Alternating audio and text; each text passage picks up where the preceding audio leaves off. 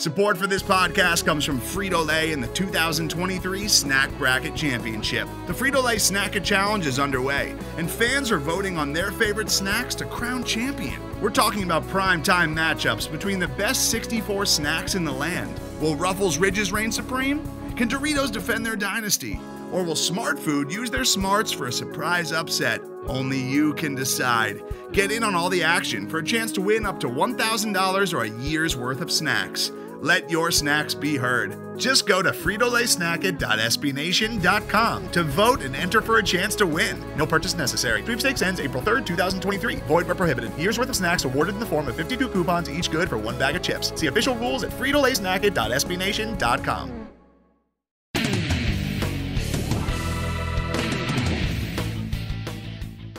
Welcome to the Black and Gold Banneret Podcast. Jeff Sharon, Brian Murphy, and Eric Lopez with you. As it is, we are now in May, boys. We are winding down the spring. We're going to be heading toward our summer sessions here, but there's still lots to talk about with UCF sports. Not the least of which we're going to be talking about today is the NFL draft and the race for all the undrafted free agents. We'll be hitting upon that. Jeremy Brener is going to be joining us to talk about that. We'll also talk about, well, can we call it basketball free agency, Brian? Absolutely. Okay, we'll call it basketball free agency with UCF going through. Hey, UCF had a lot of cap room this summer. Let's just say that. Oh, come on. And plenty more as well. He's We're going to be talking about for the record, Jeff's softball. joking. He's making a bad salary cap joke. He's not making any assertions there. Okay.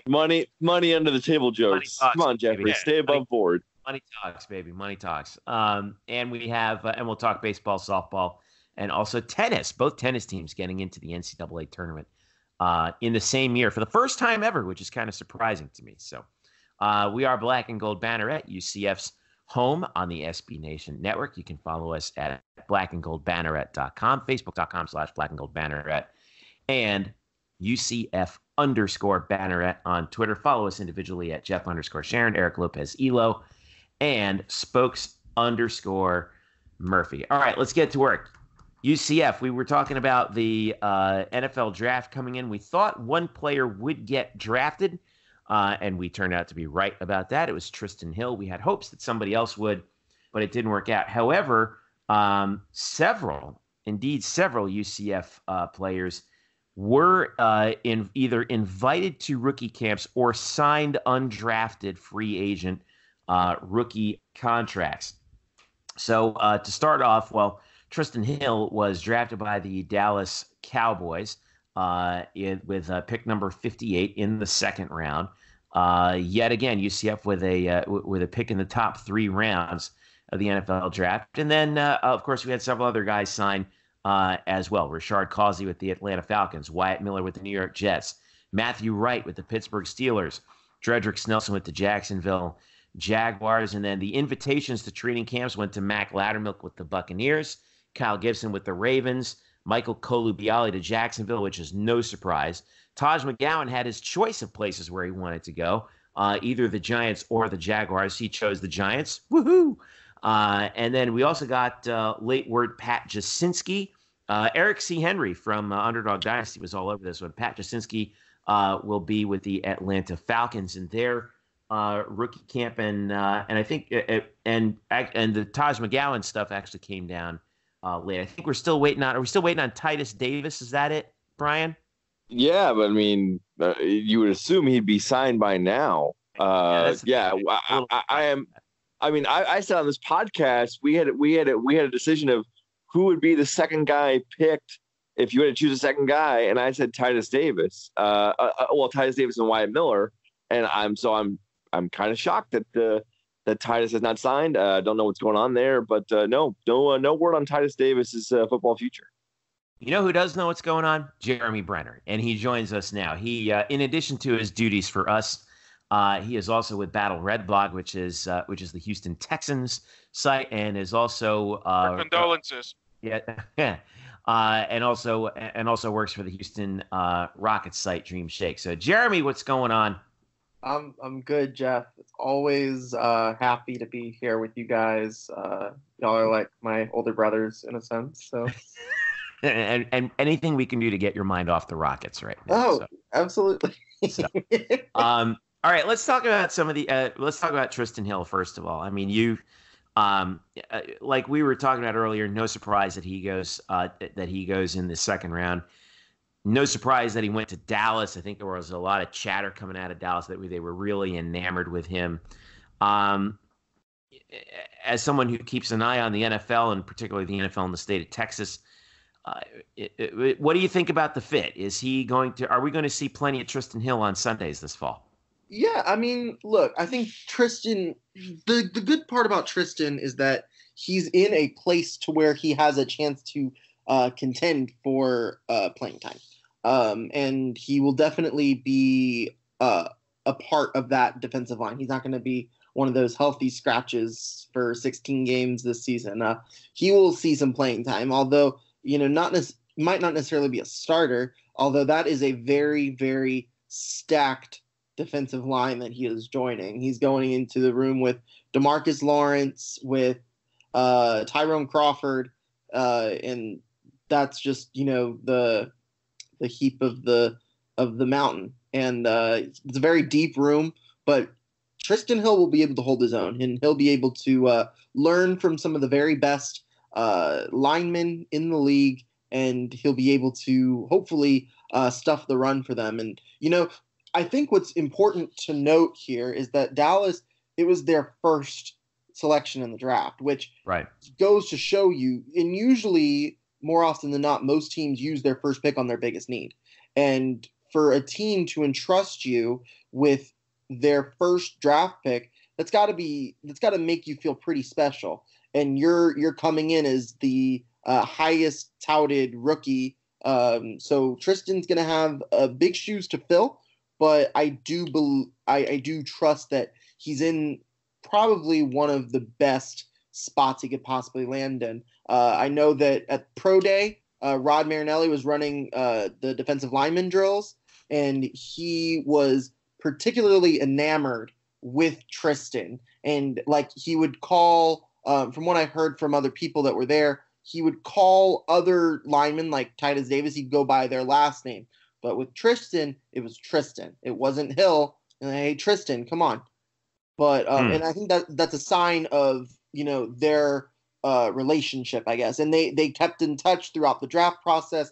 And then Rod Marinelli helped the Cowboys lead him to the first selection in the Cowboys draft. Going to get a pretty solid, from what I can tell, pretty solid cash in as well. I'm looking at the NFL's the 2019 draft salary slots, which the NFL does that now. Basically, your salary is slotted based on where you got drafted. And at number 58, Trysten Hill is getting his cap number in year one is going to be $886,000. He's going to be making about on average a little bit over $1 million a year for those first 4 years in that rookie contract. So once he gets signed, it's going to be a pretty good clip for him. He definitely made the right decision to leave when he did. Yeah, I think he did too. Absolutely. And look, I think we all agreed he was by far the best talent of all these guys that were eligible for in the draft, right? I mean, nobody's not really even close. surprised. I mean, yeah. So I mean, the question with him was never on tape when he was on the field. To me, every time I saw him on the field, he stood out. Now, Brian and Luke brought up, I guess red flags? Is that the new term now we use in drafts, like the red flags each player has? Brian, I know you guys brought up the red flags about him, but none of the red flags were necessarily what the talent was, right? Right. So we're talking purely a football standpoint of what he can do on the field when he's fully invested. That is undeniable, and that is a very high ceiling player. He's got first round talent, first round athleticism, first round upside, and that's why I kind of think you saw the Cowboys were so eager to get him there at 58. Because I think a lot of mock drafts had him falling into the third round. I think a lot of people had him falling into the third round. But this can still be a huge deal for the Cowboys because, yes, if Trysten is in the right mental mindset and has Rod Marinelli and that Cowboys coaching staff to get him fully focused and committed to the job, he can be a steal. And let's be clear about this, by the way, for the record. It's not like he's a bad guy and anything. I mean, he's a 21-year-old kid. He's a 21-year-old kid who went from how many coaching changes did he go through in his career? Two. Well, he had two. Yeah. Two, but he also had. I think. Yeah, but the issue was not the coach. I don't think the issue was the coaching change. It was the alignment change. It was the base. Yeah, the philosophy. Change. Right. Yeah. Right. That was the problem. From going from a 3-4 to the 4. So there were some differences there, and that tends to happen sometimes when there's coaching changes and players in either in college or pro. So I don't expect that to be an issue. Maybe in the NFL, I think he's going to be fine. I think he'll flourish in the NFL because I think they have a certain role for him in mind, and I think he's going to be really good. I always liked him.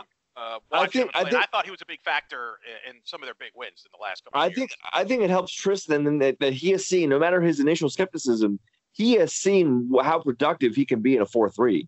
Yeah. He was far more productive as far as numbers, just pure numbers. He was far more productive this past season than he was in Scott Frost's 3-4 with Eric Shenander. The Cowboys have a lot of like nickel sets, so they'll run like 4-2s and 3-3s because they put a lot of DBs on the field. But I think with the way that Trysten played last year in the 4-3, I think that gives him comfort to know that while he might have thought previously otherwise, he is just not a 3-4 nose tackle. He does not have to be at the middle of the line. He can line up off a guard, off a center, and work either way. And so I think he'll fit in well. It's just, it's about commitment too. It's about practicing hard. These are things that Trysten had problems with. Practicing hard, practicing consistently hard, knowing the playbook, just being smart, and then giving consistent effort on the field when things aren't going your way. Jeff brought it up. He's 21 years. Some of that is immaturity. So sure. Yeah. But you're a professional now. I think here's the thing. Yeah, you're like you said. He's a professional now. You're playing with live ammo, and you're getting paid a lot of money to do this. So I do think he's in a good spot. I know that if Rod Marinelli is as invested in him as Jeremy you were alluding to, I think that's a good sign for him because he'll have that sort of stability that I think he's looking for. I want to talk about the undrafted guys because this was a really good week for undrafted players from UCF. And some detractors might say, oh, look, you only had one draft pick. Well, that shows how much talent's coming back. I rattled them off on the early part. I'm going to go with each of you guys and just give me a sentence or two, Eric, on which of the undrafted guys do you think has the best chance to make the roster of the team that brought them in. So, Jeremy, I want to start with you. I'm going to – so basically, if we take away the guys that had if we're looking just at the guys that have actual training camp invites right now, so that's Snelson and Causey and Matt Wright. Those four guys are actually signed to undrafted contracts, but the other four, so Mac Lattermilk, Kyle Gibson, Michael Colabiali, Taj McGowan, they all have training camp invites, but they haven't been signed to contracts. Okay, that makes sense. But I'm going to stick with what I originally thought. I think just because of fit, I'm going to go with Dredrick Snelson. Okay. Wide receiver is a big need for the Jacksonville Jaguars, especially with the new quarterback, and they did not draft a receiver, which is the big thing. I would say Rashard Causey, but the Falcons drafted two corners on top of that. So for that reason, I'll go with Snelson. Murph, go ahead. I like that pick a lot. I thought about Snelson for a long time today because I figured this question would be asked. However, You're not allowed to take Snelson. I'm not. I'm saying about Snelson. The reason why I didn't pick him is actually because I feel like he's going to be just being a slot corner or a slot receiver. Excuse me. So with Marquise Lee, I just don't understand how that's going to work a whole lot. Or you're assuming that Marquise Lee is going to stay up for like two games without getting hurt. For leg. Yeah. Right. I understand. Yes, I understand. But he is probably the best receiver when he's not injured, even though he is injured quite often. So I will actually go to the same team. And first of all, I will say thank you, Rashard Causey, for signing a contract. That makes me so happy because I feel like he got no pub at all last year. And there was the one guy I said on this podcast last week that I really wanted to see signed was Rashard Kazi, because he earned it with the way he played against Cincinnati and Memphis in the championship game and later on in the year. And so I'm so happy for him. But I will say that one guy I think has a chance to really stick is probably Michael Colubiali with the same team in Jacksonville. They have basically nothing in terms of offensively, guys who can really produce yards and catches from the tight end position. He's a move tight end. He can block pretty well, but he's got enough athleticism to be a guy you can line up in the slot and run down the seam or run posts. So I think he can work there in Jacksonville basically because they have a huge need at the position he plays. Interesting. Yeah, Eric, go ahead. No, I'm with Murph on Causey. I liked him. And you can't go wrong with UCF and defensive backs, right? Right. In the NFL. I mean, and let me just say this about Snelson, because I know some fans are like, you see, you should have come back for another year. That teaches you a lesson. Right. And let me add, correct me if I'm wrong, you guys. You all chime in on this. Even if Dedrick Snelson comes back, I don't think his stock improves at all. I think he was capped out. Remember, there's a ton of receivers on the UCF roster. It wasn't like he was going to be a featured guy. It's regardless of who you believe is going to be the starting quarterback and how you feel about him, they're not going to be at the level of Mackenzie Milton, right? So there's going to be a drop-off. How much? I don't know. But there's going to be a drop-off. So, and this year's draft was actually not as strong from a wide receiver standpoint than compared to last year. So I don't think he made a mistake by some people leaving. Sometimes you just got to go. And some guys just want to get paid and play. The thing that I feel sorry for guys like Snelson and other football players when they made this decision. When they made this decision at the time, you had the Alliance that was starting. You have the XFL next year, and then you got the Canadian Football League. So just because if things don't work out in the NFL, you had other options. Now, unfortunately, the Alliance, as we've discussed, obviously is no longer around, and we don't even know what's going to happen with the XFL. But the Canadian Football League's around. Sometimes you just move on, and you just want to play pro football and get a paycheck. Yeah. One of the interesting things I learned about the CFL is that if you get signed to a CFL team out of college, you have to commit to it for 2 years.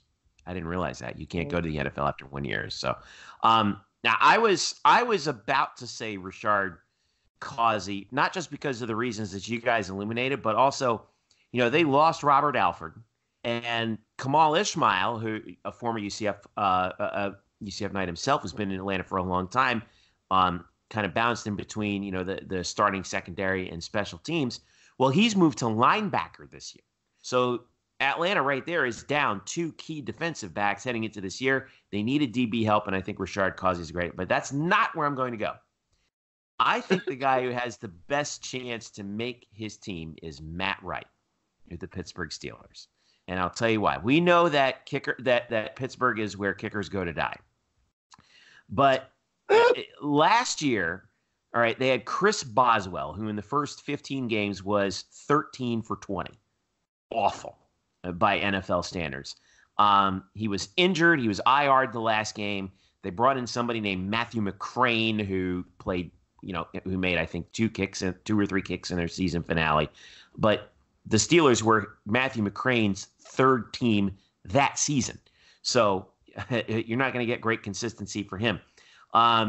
If Matt Wright can prove himself kicking in off of that god-awful, horrendous turf that they have in Pittsburgh, he may very well be their starting kicker on Sundays. No slight to all the other guys, but I think that if we're talking about like who's got the highest probability, right now to me it seems like Matt Wright would be the guy in Pittsburgh. And of course, I'd love to see him. And if not, guess what? He's going to go work for Elon Musk or something. I don't know. Yeah. He'll be fine. He'll be fine one way or the other way. I want to go back to Jeremy. Last question for you. We touched upon the surprise of Titus Davis really not getting signed.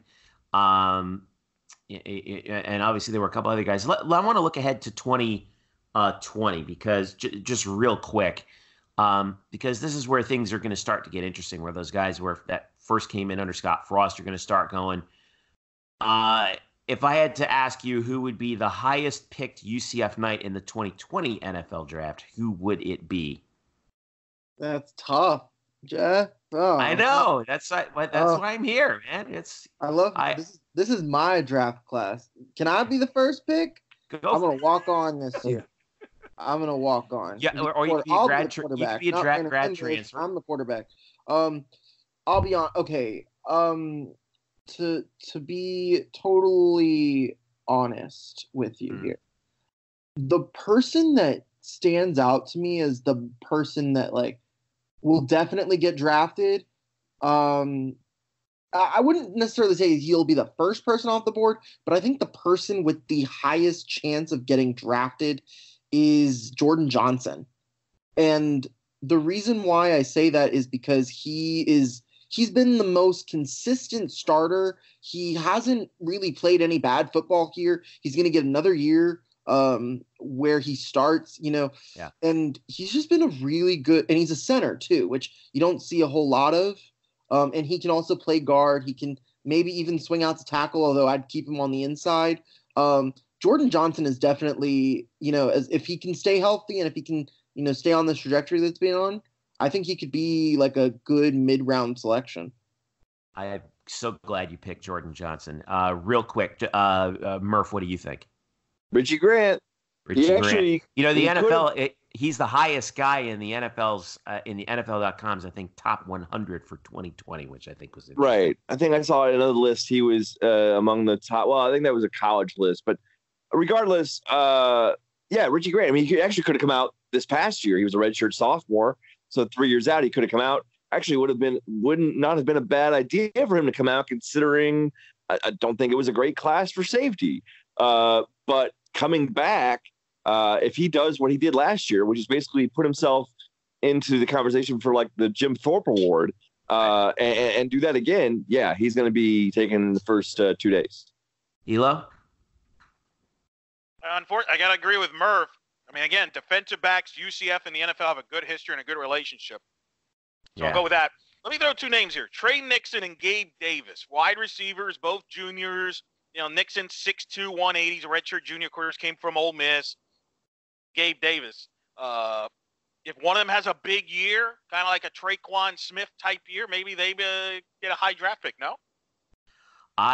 You kind of stole my guy. I love Gabe Davis. I really think that if he comes out, I hope he doesn't, but he's the kind of receiver that NFL teams will just salivate over. He's got great speed downfield. He's 6'3", 212 pounds. If he has a big year like he did this past year, if he improves on what he did, he's going to be something else at the next level. I really do think that. And again, he'll have actually good opportunity to figure that out with all the quarterbacks who might be in the mix. All right, Jeremy Brener, thank you so much for joining us to talk some of these guys for the NFL draft. Real quick, where can people, man, make this a series, all right, man? Please, Rockets 7, y'all. Wait, listen, don't give up. Fear the beard. Where can people send their bad Rockets takes to you? They can send their bad Rockets takes to me at Jeremy Brener. That's JeremyBrener. And how many more days of school do you have left? I've been actually, the Widowmaker ended 2 weeks ago, actually. Okay. But I'm still in recovery. I know it's going to take a while. Don't call me for at least a month. But I will. I'm glad to be on my summer vacation, but also hoping that this summer is an effective and meaningful one. There you go. Well, we're going to try our best to, in spite of ourselves, to try and make it that for you as well. Jeremy Brener joining us here on Black and Gold Banneret. Thanks again, Jeremy. Thanks, Jeff. All right, folks, stick around. When we come back, we'll talk some basketball and some transfers coming over to Johnny Dawkins for the UCF men's team. Stick around. The Black and Gold Banneret Podcast is back after this. All right, welcome back to the Black and Gold Banneret Podcast, blackandgoldbanneret.com, UCF_Banneret on Twitter. Let's talk a little men's basketball. The roster is filling out, Brian Murphy and Eric Lopez, with the addition earlier today, officially, of a local kid, Matt Milon, who played his high school ball at Oviedo High School, graduated there in 2015, went to Boston College for a year, then transferred to William and Mary. Finished up his junior year at William & Mary, and then, but actually graduated and is now a graduate transfer. He is coming back home. He's coming to UCF to fill out one more roster spot, one more scholarship spot for Johnny Dawkins heading into 2019, 2020. Some of the information about Matt, he's actually a very good shooter. Always has been, going back to his days at Oviedo. He was 42% from three-point range last year, including and he's played 3 seasons of 30 games each. He started all but 3 games the last 2 seasons at William and Mary. He is a 42% career three-point shooter, and certainly will help to fill some of the holes left by I guess to some extent, B.J. Taylor's outside shooting and Aubrey Dawkins' outside shooting, and he's kind of a callback to Matt Williams in a way. He's a lefty, 6'5", so we know that he's pretty big. He told Despina Barton of Spectrum Sports 360, he said, "Coming home, family, seeing every game is cool for me. Coach Dawkins has turned the program around, and I want to be a part of it." So that's certainly a big endorsement. In addition to some of the other guys who filled out the roster, including you mentioned Brian Dazon Ingram, who comes over from Alabama and will likely be the point guard for the team, and he's pretty big himself at 6'5". So we're seeing this thing sort of fill out for Johnny Dawkins. Brian, what do you think about these guys who are? Oh boy, I feel like, and now I'll give up my time. I'll cede my time to the gentleman, Mr. Murph, Lopez. Wait a minute, Murph. Don't you remember? I don't remember. It was a couple episodes ago where Jeff's throwing the panic button. Him and Knights fans like, "What are we gonna do? We don't have a roster. We got nobody to play with. Oh my God, the sky's falling." At the time, it was. Was it? Because I got to tell you something. I like this roster, and there's going to be some guys, not next year, but I think in a year after next year, this team could be just as good as this past year's team. I like the roster. I saw Dazon Ingram that is play. some flaming hot takery right there, baby. Well, thank you very much. My computer's on fire. Let me just throw this out. Tony Johnson, the freshman kid out of Alabama, a better prospect than B.J. Taylor was coming out at this point. So let's just go with that. All right, because for all you amateur recruits that are like, well, I don't know if Coach Dawkins can recruit, Also, we have to understand in the new age of college athletics, especially in basketball, you're not going to feel like the days of, hey, everybody in our class is all from a high school class. It's over. You're going to see guys depart, like we did with Tony Allen going to Georgetown. And you're going to see guys come here, like we have this offseason. So for anybody to freak out and panic, like, oh my God, all these guys, we're going to be rock bottom. We might not win 5 games this year. He was going to fill out a roster. It's going to be a roster with talent. It's going to be a roster with young talent. Are they going to have their ups and downs? Yeah, but they've got size. They've added a shooter in Milon. They've got guards. Let's see how they play together. That's all I'm saying. I'm excited by some of these young guys. They have a lot of upside. They're very young. But I think, and Murph has said this, I think we all knew next year was going to be, this upcoming year was going to be a rebuilding year. And you hope that these guys grow into the potential and get better as the year goes on. And then you can make another run at the NCAA tournament the year after that and make a 2 to 3 year run. Right, Murph? Yeah, but first of all, this team will not be, it will be young, but I want to stress, it won't be as young as you seem to portray it to be. Milon and Ingram are here for 1 year. They are grad transfers who can play immediately, so that's fun. They are stopgaps. They're stopgaps.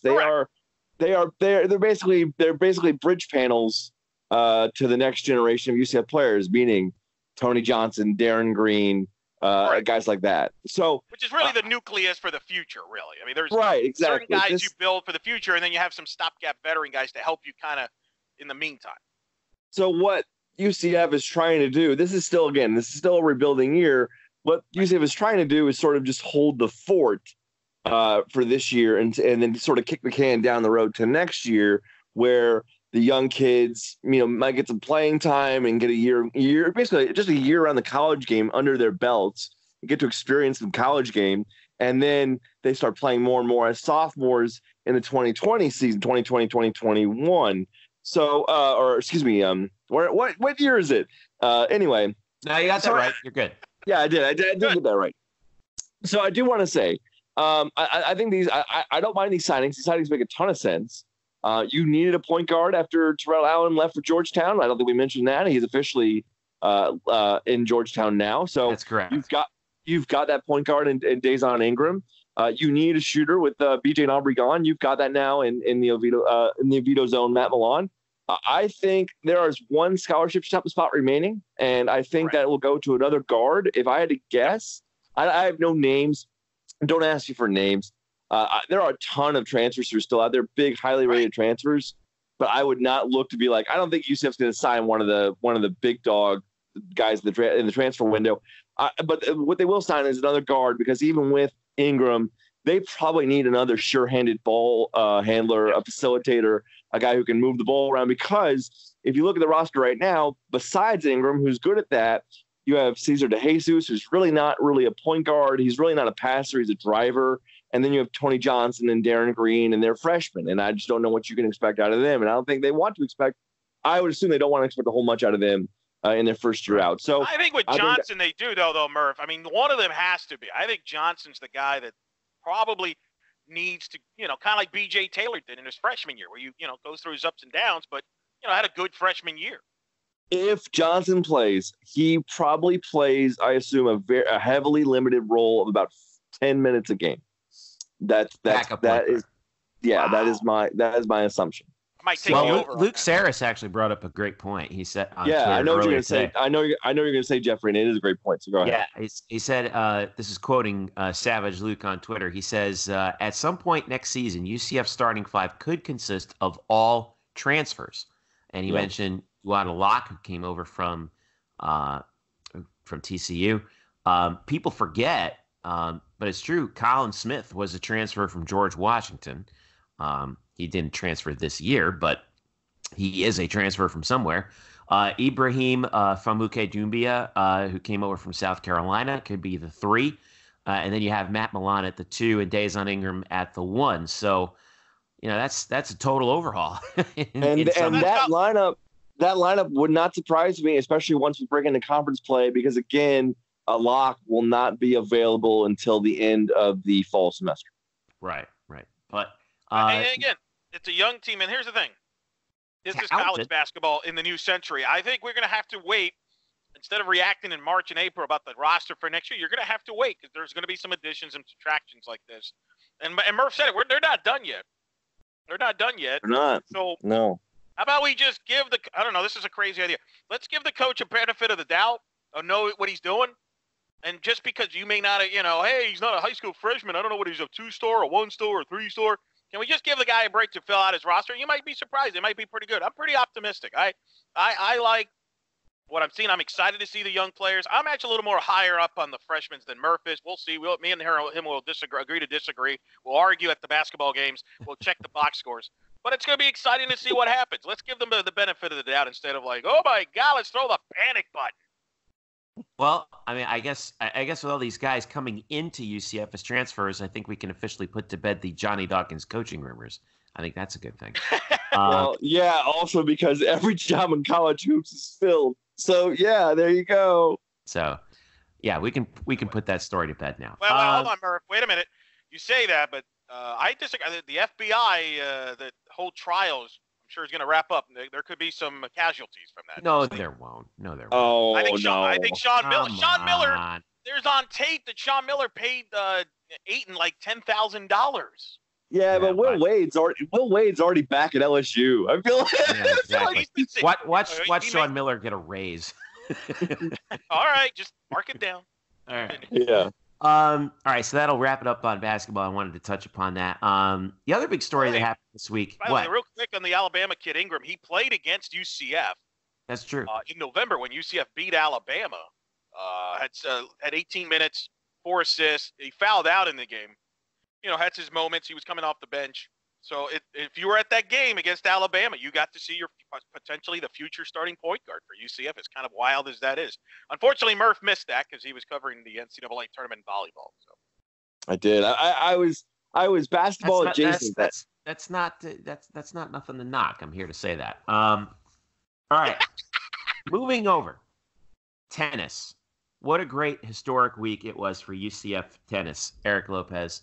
So both UCF teams get into the NCAA tournament. The men's team will face Florida State in the first round of the NCAA tournament, and they will play at Gainesville. They're in that Gainesville bracket. Surprise, surprise. UCF team gets to go to Gainesville, despite the fact that they came in second in the conference. UCF men's tennis is in. And then also the women's tennis team, they obviously had an automatic bid, and they are heading into the NCAAs. But again, they are not hosting, at least not yet, since they will be heading to Tallahassee themselves. They will play Alabama in the first round in this coming weekend. So in addition to that, a couple of individual champions are actually doubles teams and singles. Actually, were invited to the doubles and singles tournament. Valeria Zaleva and Ksenia Kuznetsova of UCF, the doubles team, they were an at-large selection to the NCAA tournament at the USTA national campus. That's over on the women's side. On the men's side, you had one doubles team and one singles go over as at-larges on the men's tennis side. Because remember that the team tournament and the singles and doubles tournaments are actually separate events, although they take place at the same place. Bogdan Pavel and Trey Hildebrand are going to the doubles championship as automatic qualifiers, and Gabriel DeCamps will go as an at-large to the singles. So, Eric, big year for UCF tennis, just like we were expecting. Well, here's my question to you.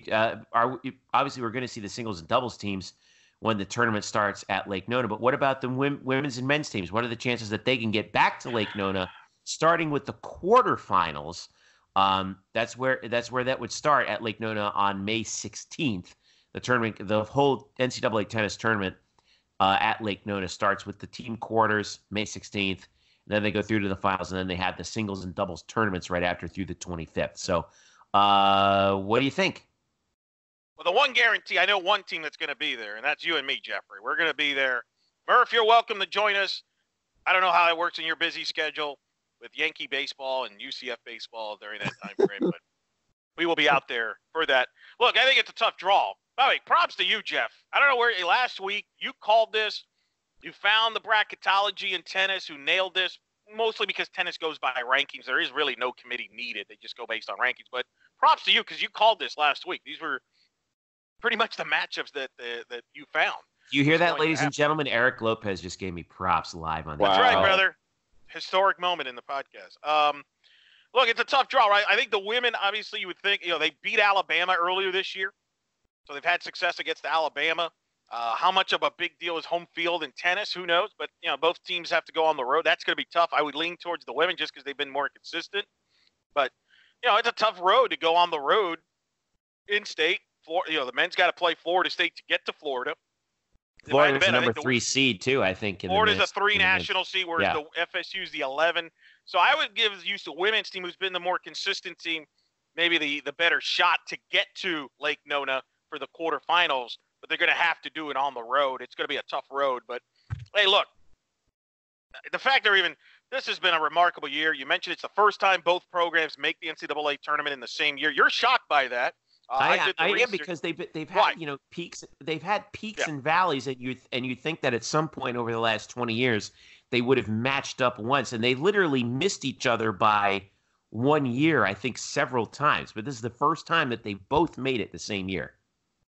Yeah, which means Kenny's got a hard job. He's been helping out as the media relations for both tennis. I don't know what they're going to do. Is he going to be back and forth in Gainesville and Tallahassee? It's a 2-hour drive, so I'm sure he'll get some help. But it's going to be fun, and it'll be exciting to see how they fare.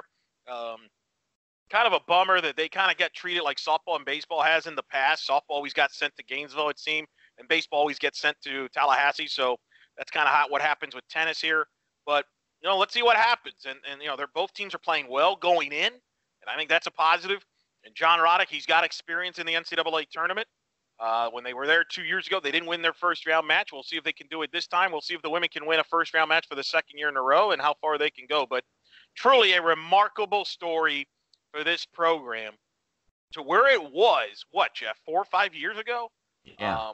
Where it's near the bottom. It was, let's be honest, to be kind, it was at the bottom of UCF athletics, right? I mean, it was criminally underinvested in. It was. I still feel that those coaches, deserved a better shake. That were there, but like I said, that's just me. But to see UCF and Danny White invest in tennis to the extent that he has taken advantage. The hires made of John Roddick, huge story in the sport of tennis. John Roddick was a coach at Oklahoma. They played for the national championship. I mean, that's significant. That's like that would be the equivalent of getting, this year would have been Chris Beard, for example, at Texas Tech to come to UCF, or Dabo Sweeney or Nick, whatever. You make the equation. I mean, John Roddick's one of the top coaches in the sport to be not only the head coach of the men's team, but be the director of tennis, which means he gets to pick the women's coach. And what a home run hire that was with Brian to run the women's program. Just a remarkable job. For a credit to Coach Roddick, a credit to Brian, the head coach of the women's side, a credit to Danny White for seeing this vision to be in that facility with Lake Nona, moving their home matches to Lake Nona at the USTA Center, which has drawn tremendous fan support and coverage. Just a credit to everybody. They deserve it. So here's your schedule. The key day is going to be Friday, May the 3rd. Both teams are playing on Friday, May the 3rd. The women's team plays Alabama at 2 p.m. in Tallahassee. By the way, they're ranked number 24 in the country. The UCF women's tennis team is. Alabama is number 35 in the country coming in. The men's team, their match will start as the women's team's match is happening at 3 p.m., 1 hour later. And they are facing Florida State. The UCF men are 29th in the ITA, or 29th, or ranked 29th, and the Florida State Seminoles are 27th. So that gives you an idea of the challenges that they face ahead. Again, Friday, 2 p.m., the women, 3 p.m., the men. No word on whether or not they're going to have any live video from those people. Well, I know Florida, to their credit, they will have video streaming of. Oh, they will? Okay, good. The men's, there's already a link up on UCFKnights.com. Florida, I've worked with Florida over the years in softball tournaments and regionals. They do a great job of televising all their sports. Florida State, not so much. So we'll see if FSU does or doesn't. I see just a live stats link. I don't see. For now, yeah. So that's unfortunate. Maybe that'll change. I don't know if the Tennis Channel maybe gets involved or somebody else gets involved, but I know that the Florida one at least will be televised. And look, I mean, let's be honest. I mean, it's going to be fun, and I'm looking forward to that and hope for the best for those two programs. But what a job, those two. That's definitely one of the top stories. In fact, the women's team winning the conference championship, I think, was voted on the Swords Awards as their women's sports moment of the year. Tell you how big that is. Think about that. Women's tennis, the moment of the year in women's sports this year in UCF, according to the Swords Awards. Whether they win that in the Banneret Awards in the Bannies down the road remains to be seen. That's another thing that we're going to have to talk about a little bit later on. All right, let's take another quick break. When we get back, we'll talk baseball and softball when we return. This is the Black and Gold Banneret Podcast. Back after this. Welcome back to the Black and Gold Banneret Podcast. Jeff Sharon, Eric Lopez, Brian Murphy with you here as we're going to wrap things up here in our final segment as we look ahead to UCF baseball and softball. And we'll catch you up on some other news and notes from golf and from golf as well as track and field. But I want to start with baseball because, they got the win and the series win over Memphis. It was not easy by any stretch of the imagination. Getting 2 out of 3 against Memphis at home. They won one game 12-11 in fashion that was the first game of the series, rather 12-11 in a fashion that I'm sure they're not thrilled with because they had a huge lead and almost blew it. Mm-hmm. Lost 12-7 on Saturday, and then Sunday ended up getting the victory 7-6 in another nail biter. And then they had to go to walk-off fashion on Sunday to take the series. And then they got another extra inning victory on the road at UNF 9-7 on Tuesday. And this is before UCF heads up to New Orleans to face Tulane. So once again, Brian Murphy, where are we now? Feeling better about this team than we probably have been at any point in the conference season up till now. So certainly, a win is indeed better than a loss. Yes, how about that? It's amazing how that bit of knowledge never fails. UCF winning the series against Memphis last weekend. They win 2 out of 3. Yeah, it's their second conference series win. But really the first one all year in which they left the weekend feeling good about themselves. The previous conference series win came against USF, and they lost the last game of that series. It was Sunday, in a really ugly game. So they kind of left that weekend pretty sour. This was obviously the reverse of that. They had a walk-off celebration on Sunday when they beat Memphis. Jay Lyons, who I'll talk about here in a minute, providing the walk-off single. There was not even a team meeting. Lovelady always holds a team meeting after every game with his guys out in right field. And usually those meetings run pretty long, sometimes 5-10 minutes. That meeting after that game on Sunday was probably about 90 seconds. And because it kind of floored me because I almost missed the press availability because Lovelady was just ready to talk to the media and I was not there yet. But so anyway, we asked him, why was it so short? And he goes, well, we didn't need a meeting. We just wanted to scream and get out of there. There was so much frustration built up with this team that they were so happy to win and get that series victory. A couple of things to mention coming out of that Memphis series. Jay Lyons is our new Lord and Savior. And I, for one, welcome our Jay Lyons overlord. Jay Lyons is a freshman infielder from Tampa, I believe, who really has not played at all this season. I believe coming into this past week, he had 15 at-bats on the season.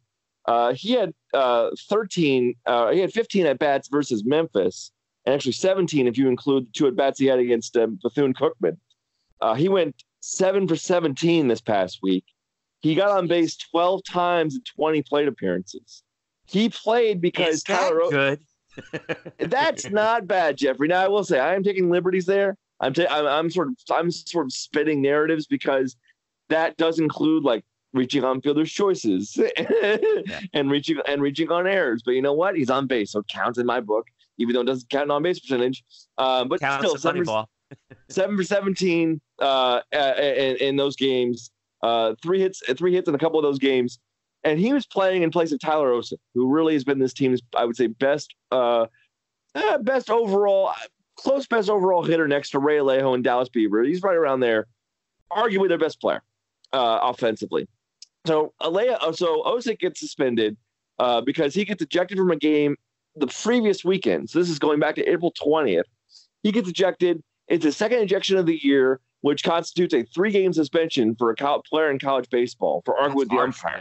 Yeah, 3-game suspension if you're ejected more than once for arguing with an umpire. So Lyons has to fill in at first base, and he looks like we mentioned not so lightly. We mentioned the name Wally Pipp over the weekend because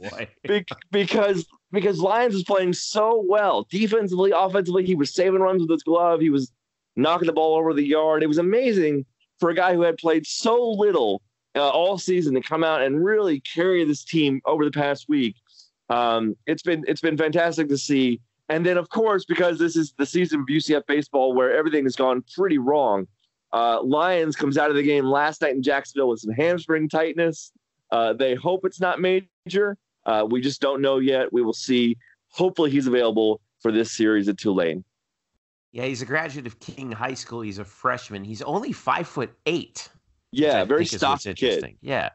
Kind of reminds me a little bit of Ronnie Richardson a little bit. Doesn't he remind you of him? Yeah. A little bit. Yeah. But it's been fun to see him to see him develop. I mean, so quickly. I mean, even his high school numbers were good. He was as a senior in high school, he was a 286 hitter in 22 games with 18 runs batted in. I mean, it's not exactly like lighting the world on fire, but it's funny how you got a guy in the right situation and it works out like that. So he was 2 for 15 before this past week. Then he was 7 for 17. I mean, it's baseball, things fluctuate. But when Osick came back, he was actually a thing about Tyler Osick here. He was eligible to play on Sunday, but he was held out due to coach's decision. I think that was sending a message to Tyler Osick about his sort of attitude and penalty. It's really a sort of a penalty for getting ejected again. So he didn't play Sunday. And then Osick did play Tuesday against North Florida. But Osick batted 6th. Customarily, he bats about 2nd or 3rd. He batted 6th, while Lions batted 5th. And I think that is hilarious. All right, I want to talk about Tulane real quick coming up because they right now Tulane is 2nd place in the league. They're 9-5, 27-17 overall, 2nd place behind ECU, and this is in New Orleans. So a tall order nonetheless. But we've seen what Tulane has been able to do, and this is the last conference series before the Knights basically get that bye week. Right. Where they have no conference game. They were going to get Dayton in here that weekend, but Dayton bailed. So from here on out, it's 3 games against Tulane: Friday, Saturday, Sunday in New Orleans. Then it's Tuesday against Bethune-Cookman at home. Then the Knights get 8 days off, and they go to Miami to play the Canes in Coral Gables on Wednesday. Or no, what am I saying? That's totally wrong. The next day is the next day after the Bethune game on May 8th. They go to Miami to play them in Coral Gables. Then they get 6 days off. I beg your pardon. And then they go. They play a Tuesday game at Florida Atlantic in Boca before 2 days later beginning the final 3-game set of the regular season against the Houston Cougars at home Thursday, May 16th, 17th, and 18th. So the outlook, Brian Murphy, for this series against Tulane. Are you feeling a little bit better now, or are you still very cautious? You have to be a little cautious versus Tulane now. Why is that? I am getting into that, Jeffrey. Hold your horses. It's Derby weekend. Hold them. Now, the pitching side for UCF is getting better. I believe Jordan Spicer has basically solidified himself as the Sunday starter. So if you're on Twitter and you follow UCF baseball on Twitter, you might have been noticing that the last about a month and a half, they've been putting out the pitching rotation matchups for the past every week. And it's always been Grant Sherman, Chris Williams, and some movie baseball player. That's a pop total culture reference. Correct. I believe those pop culture references are by the wayside now. I believe Jordan Spicer is their Sunday starter. He's pitched really well, I'd say, in the last 3 or 4 outings, and that's good for this team. It's also good that David Litchfield is back. David Litchfield, who was going to be like a high leverage reliever coming into this year, coming off of Tommy John surgery, but then had complications with Tommy John recovery. Didn't know if he'd pitch this year. He actually pitched his first game of the year on Saturday versus Memphis. So all of this is good. And all of this to say that UCF's going to need all of those arms, because there's one thing that Tulane does, and it's mash. They absolutely crush the baseball, and it's amazing. And so first of all, I think when you talk about Tulane, the first thing I mention is Cody Hosey. So Cody Hosey is a guy last year, had a nice year, he had 5 home runs, and was a decent hitter, whatever. This year, he's having a bit of a better season. He has a 4.08 average. He has 21 home runs. 21. That's tied for the lead in all of America. I believe his OPS is around 1,300. Is that good? Because I think that's good. That's pretty good. And then he's not like the only guy who's good on this team. There are 5 guys on this team who are hitting above 330. There are 3 guys, and the other 2 names escape me because I can't. I'm flailing through my tabs, and I had the names all listed, and I can't find them. But unfortunately, there are 3 other guys on this team. 2 other guys besides Hosey, who are among the top 6 in the American in things like hits and slugging percentage. Graham Witherspoon, I think, is one of them, and he's hitting 330 this year. This is Well, no, one is actually Trevor Jensen. The other one is Hudson Haskin. So those two guys with Hosey are among the top 100 of the nation in hits and runs batted in and all these hitting categories. So this team mashes like spectacularly. It's amazing. Hosey is a guy who was probably not on any MLB draft radars going into last year. And now this year, he's probably going to be a top 40 pick. He might be taken in the first round because no matter what, if you slug 21 home runs in college in April through April, you're going to play somewhere. Of course, there is another side to this coin, and it's that Tulane can't pitch at all. so well then. in the last 17 in the American and ERA. In fact, in conference games, to back Murph point up, Tulane in conference games, ERA as a staff is near 7. It's at 6.86. Wow, yes, it's 5.82 overall for the year, 6.86 in conference. 6.68, excuse me, 6.68 ERA in conference. In their last, that's hard to do on purpose. in their last 17 games, it's not a small sample size. In their last 17 games, basically a month of baseball, they've given up 146 runs. That's a lot. And a lot of offense this weekend, like we just saw with Memphis, right, Murph? You would hope that UCF breaks their offense and that their soft tossers and Sherman and Williams can slow those bats down a little bit. But again, this is a team in Tulane who, by the way, just lost 2 out of 3 at ECU last weekend. The best team in the conference. They lost 2 out of 3. And in those games, they lost 14-0. They lost 8-2, and then they won 9-8. Then they lost against New Orleans yesterday, 14-9. This is a fun team to watch because they can't. Be like 4 hour. These are going to be 4-hour games, aren't there? This is under is what 3:45. We could put it out there in the lines here. Easily, 3:45. I'm not going to be there, so they can play all night. But it's going to be. You could cook the gumbo in that amount of time. It's great. Oh man. But it should be fun. I mean, yeah, there's probably going to be a game somewhere this weekend where UCF, I think, gets it handed to them because that's what Tulane does to you at one point in a weekend. But there's definitely going to be a couple days, I believe, where UCF's bats are gonna feast, and there's going to be some fun parts this weekend, and we'll just see if they can go 2 out of 3 again. All right, so at least they're coming in off of that 2-game win streak. By the way, can I also spare some optimism here, right? Just very quietly, I'm going to say this. Quietly have moved up to 67 in the RPI. It's the best RPI in the league. Follow me on this, boys. Tulane this weekend. Tulane, they got it. This is a big series for them. Their RPI is at 83, so they're nowhere near a lot in NCAA. In fact, a lot of the projections right now have the American as a 3-bid league with Houston on the bubble as the third team joining UConn and ECU. But follow me on this. After Tulane, they got Bethune, who's obviously terrible RPI. At Miami, who has a top 10 RPI. At FAU, which Brian Murphy will be at, 45 RPI. They finish with Houston, RPI 44. I'm just saying, if this team finishes strong here, down the stretch, little Kentucky Derby week here, down the stretch we come, boys. They're coming down the mile there. Maybe this team with a nice little run in Clearwater and a strong finish can sneak through the back there by a hair, by a length. Is that how they call it in the Derby there? By a length. Gets to the pole. And by a nose. To the tournament. By the nose. A la Sunday Silence in 1989 when he edged out Easy Gore. What? Did you just pull that out? Are you serious? That's going way deep, man. I was a big Easy Gore fan. I was not way a Sunday deep fan back in '89. All right. I love this. Diving in. All right. So that game that set against Tulane will be in New Orleans Friday, Saturday, and Sunday. I don't think we have any video for that. Is that right? Yeah, I don't think. Tulane should have video. I don't know if it's free, but they'll have video. All right. We'll have to keep you updated on that one. Softball, Eric Lopez. Well, here we are.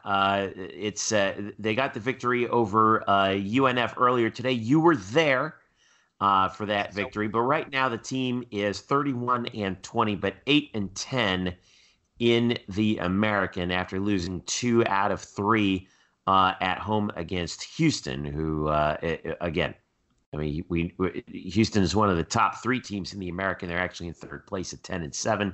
South Florida leads the league at 16-2. Tulsa's at 14-4, but the Knights right now are in 5th, and they're below 500 in the league at 8-10 right now. And they only have this last set of it was senior weekend at UCF, so their final 3-game series of the season is on the road at Memphis, and the Tigers are 3-14 in the conference, second to last, 22-28 overall. And yet, Eric Lopez, UCF softball right this moment is 54th in the latest RPI. That's correct, and if you go to it's probably going to drop though, isn't it? With these 3 games against Memphis. Yeah, okay. Memphis is not a good year this year. They're rebuilding this year, so even when they play those games, that'll drop a little bit. If you go to fastpitchnews.com, Smart Man has his bracketology there on fastpitchnews.com, and you would know that UCF is among the last teams out at the moment in the NCAA tournament. Look. They're probably going to have to win the conference tournament, to be honest. At least make it to the final in Houston next week to really have a shot to make the tournament. They're not going to benefit from the North Florida win or the Memphis win from that standpoint outside of intangibles like confidence, because I thought they swung the bat well on Wednesday against UNF. So, that's what they got to do. They got to build confidence. They should, hopefully you hit Memphis, you win that series. They're probably, based on the odds, again, just like the Kentucky Derby, they're probably going to be on the 5 post for the American Conference Championship there, which means they could play in either Wichita State or Houston in the opening round of the conference championship. It's a single elimination. It's going to be a tough draw. Right. But, if UCF can make a run to the finals, they can have shots. So they got to build. This is what this week's about. They got to continue the momentum in Memphis, what they started on Wednesday, which was they hit the ball very well against North Florida, really swung the bats, got a double digits in hits. Cassidy Brewer tied the program record for most doubles in a single season. She had 2 doubles in Wednesday's win. She now has 16 doubles this year. That ties the record. Abby McLean in 2009, Hillary Barrow in 2009, and one of Jeff's favorite, Rochelle Schmidt in 2002. Roach. They all had 16. There you go. 16 doubles. By the way, Roche works now with the Houston Astros, by the way, at those Astros home games. So they all have 16 doubles. That's the tie. So Cassidy just tied that record. So hopefully they can build that momentum against Memphis this weekend. They're a game up on UConn for 5th, but keep in mind they have a tiebreaker on UConn because they swept UConn at home earlier this year. So in reality, it's a 2-game lead. A UCF win and a Connecticut loss, which I think will happen. UConn's hosting Tulsa, and I think UCF will beat Memphis. Should lock up the 5 seed for UCF. They, in theory, can move up to a 3 seed, but it's almost improbable. They would need Houston to get swept by the worst team in the league in East Carolina. That's not going to happen. And they would need Wichita to get swept by USF, which could happen, but that doesn't matter because, that's a 4-5 matchup. So for UCF this week, I think you're hoping to build momentum and confidence, especially at the plate, to go into that conference tournament in Houston.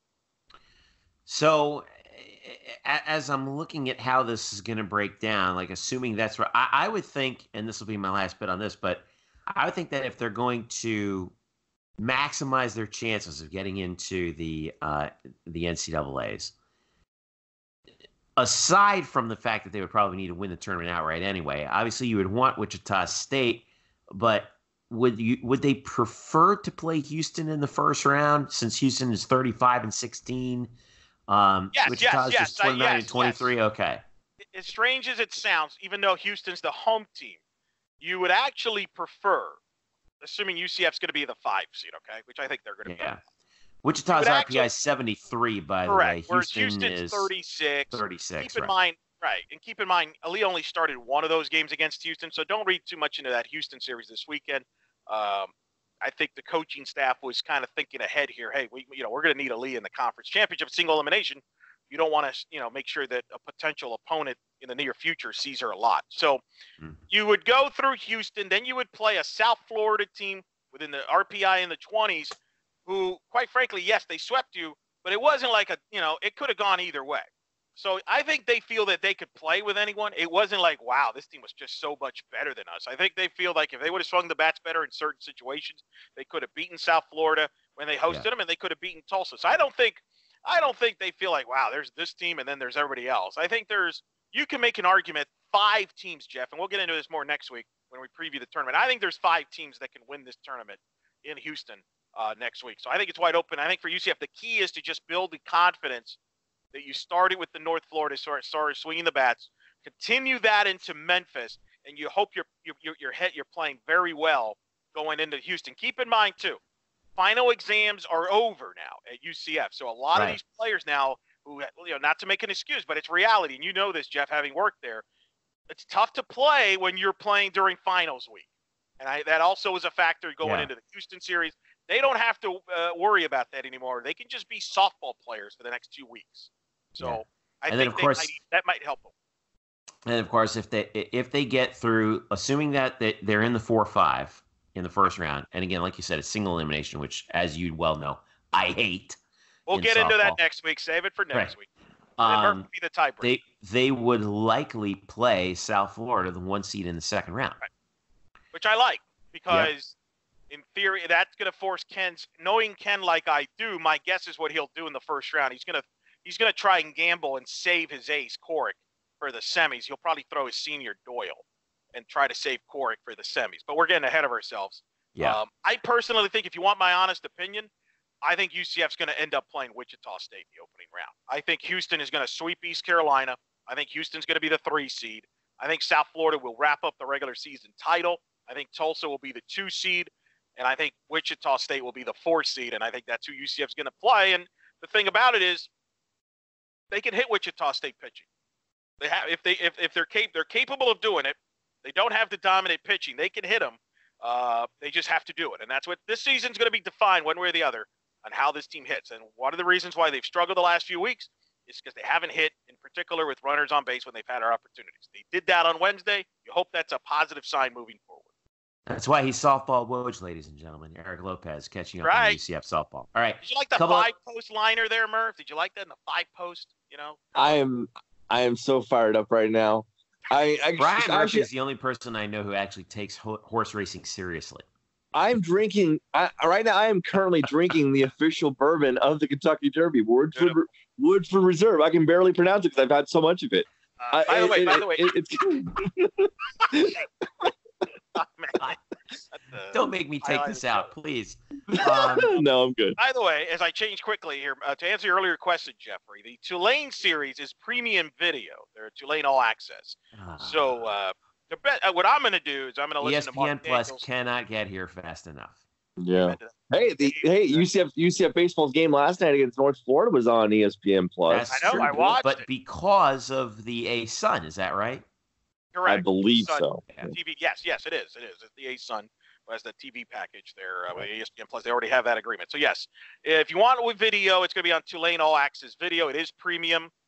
You could just do what I'm going to do is just listen to Mark Daniels either on the radio if you're in the car or online on the app. So on the iHeart app.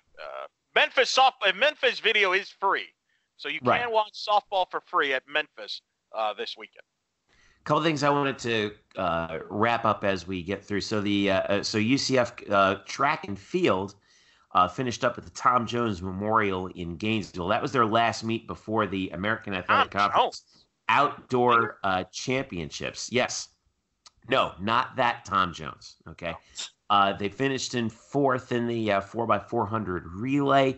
And Janae Carter, 3rd in the hammer throw. And Gabby Durant was 4th in the hammer throw. So Janae also 4th in the shot put in this.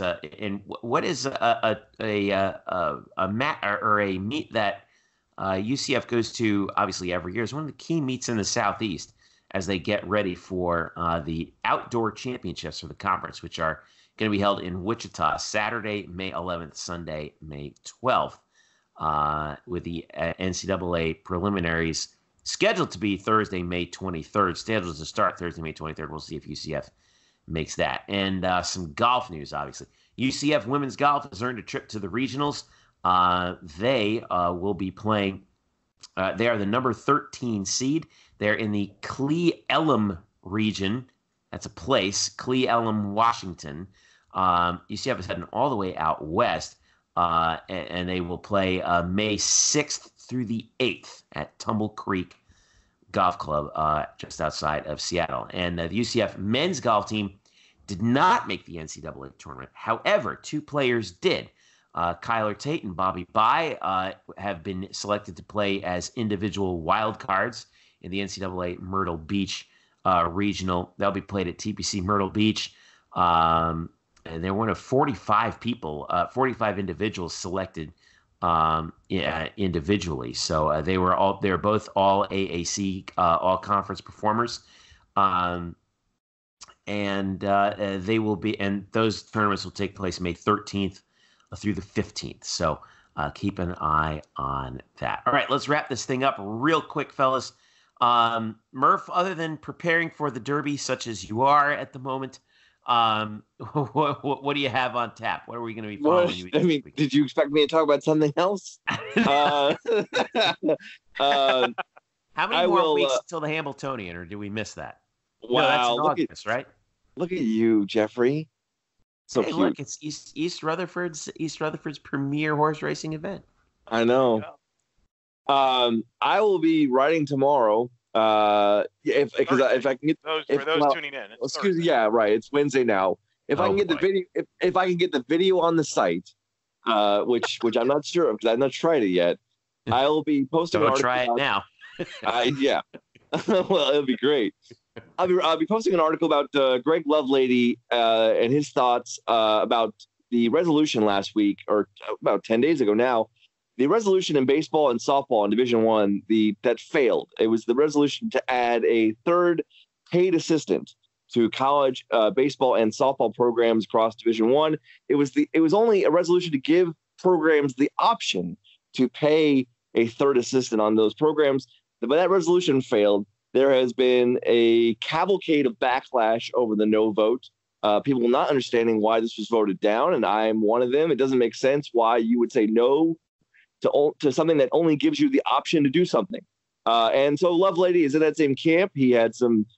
He's never one to he's not very short with his words. He's very expressive, and he had some pretty good things to say to me last week that I will put up into an article tomorrow, Thursday.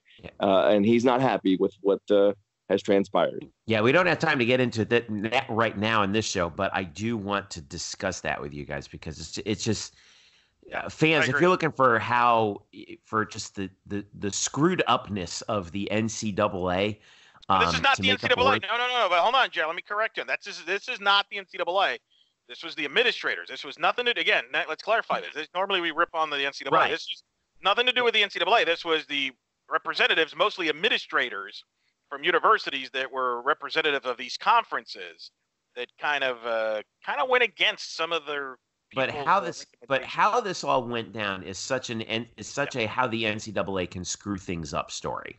Because remember, the NCAA a lot of the decisions that it makes, like this, are through this sort of congressional process involving the schools and representatives and the nexus between the coaches and the administrators, the athletic directors, et cetera. So we will talk about this at a future show, hopefully next week, once we get a little bit more information on it, and once we get the chance to read your piece, Brian Murphy. Well, also because you can because this story's not going anywhere, so this story's gonna have legs for a while. Yeah, and it's something. Yeah, it's the hottest topic right now, and I can tell you in college baseball and college softball off the field, it's been a hot topic. Yeah, Lopez, what you got? Well, I was gonna say, you mentioned earlier about track lane and the Tom Jones there. I mean, with hopefully having success at track and field, and men's golf having some individuals, and the tennis success. Maybe the appropriate term would be it's not unusual anymore for UCF teams to have success. Very well done. Saw that one coming, but it was well done. Thank you. 1965 hit. I will be, watching, getting ready. Actually, obviously following the softball. I got an interview. I'm going to be on an Inner Circle television show. It's a softball show that airs weekly across the country and online. I'm going to be on that this weekend because I am the what is softball woes you call me, Jeffrey? Softball woes. I got bracketology for Fast Pitch News, which is going down the stretch here, so I'm going to be on that. So I'm going to be occupied on that. And also we're going to be following all the UCF teams here, Jeff, because you and I are kind of working on this project on this. Is this the greatest year in the history of UCF athletics across the board? And we're keeping track. It's on its way to possibly being that, right? So we got to run the numbers. We're running the numbers to see the win-loss records for all the different programs across the last, I would say, 20 years, approximately 20 years, since the UCF softball program was started. I think that's kind of that's our starting point, 2001, 2002. So so if we can figure that out, we're gonna be trying to figure out which year was the winningest among the team sports for UCF. So that should be interesting. That'll be fun. I'm looking forward to seeing how that every year stacks up. So we're working on that. I will be in the same place that Brian Murphy will be on Tuesday, UCF Bethune-Cookman at the John Eliano Park. I will have a more upstairs view than Murph is. Murph is in the, as I call it, the Brian Murphy press box down on the where is it exactly? It's right by the third baseline. It's on the concourse of the third baseline. It's really a plastic picnic table, but you can call it the Brian Murphy press box. It's in the shape of a box. It's a table, Jeff. Table outside. Anyway, I will be upstairs. This voice will be calling that base. We'll be on the broadcast for the baseball. All right. There we go. Yeah, helping out, team player. There you go. Right. So Murph is going to remind me, like in the seventh inning, not to leave because I'm used to leaving after 7 innings. So Murph, don't leave. Very well. Right. We've got that and a lot more coming this week. We'll be looking again, kind of breaking down some of the undrafted free agents. We'll be taking a look at what you were talking about, Eric Lopez and Brian Murphy. Luke Saris is also working on a couple of things as well. He wanted to give a Johnny Dawkins report card, so we're looking forward to that. Whoa, and plenty more here card. on. I know. Plenty more to come here on Black and Gold Banneret and blackandgoldbanneret.com. Your home for UCF sports on the SB Nation Network. Don't forget, I want to thank also Jeremy Brener for joining us. Make sure you follow him at Good luck to your Rockets there, Brener. Jeremy. Have fun. Just hang in there. Fear the beard. Give me 6 games, man. Just give me 6. And thanks again to everyone on staff. Thanks again to you guys. Don't forget to follow us at UCF_Banneret on Twitter. I am at Jeff_Sharon. Eric's at Eric Lopez Elo. Brian's at Spokes_. That's where Murph's going to tweet out this week in his Kentucky Derby pick. That's right. Look, guys, Omaha Beach got scratched. It's a huge deal. Omaha Beach got scratched. Okay. They got scratched. He had an entrapped epiglottis. And for a horse, that's not good. You have a problem with Mike Tirico being a part of the Derby coverage, by the way, Murph? Why? No, I think Tirico's strong. Kind of miss Tom Hammond, though. Well, Tom Hammond is getting a little long in the tooth. Yeah, right. No Bob Costas anymore. Well, he wasn't very. He and NBC did not part on great terms. No. Are you excited that Von Miller is going to be part of the coverage? Whoa! Well, I'm most excited to see what Von Miller wears. I swear to God, that's gonna be great. Please, dear God, let Von Miller wear a hat. I beg you, please. He has to. I feel like easy money, even money, right? For all your Kentucky Derby breakdowns, make sure you follow Spokes_ on Twitter. For Brian Murphy and Eric Lopez, let's get out of here before I start looking at the pari-mutuels. For Brian Murphy and Eric Lopez, I'm Jeff Sharon saying thanks for listening. This has been the Black and Gold Banneret Podcast. Enjoy your weekend. We'll talk to you later.